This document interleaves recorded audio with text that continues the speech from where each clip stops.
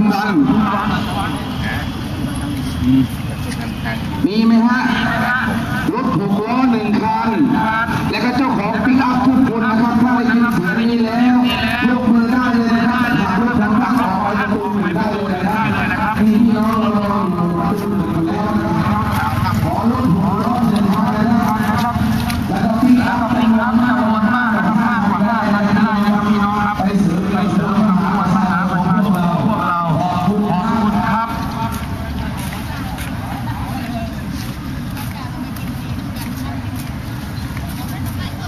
ไปดูบรรยากาศสดหลอนเต้นได้นะวันนี้ขับออกไปเลยนะครับพี่น้องครับประตู 1หมู่บ้านบรรทุก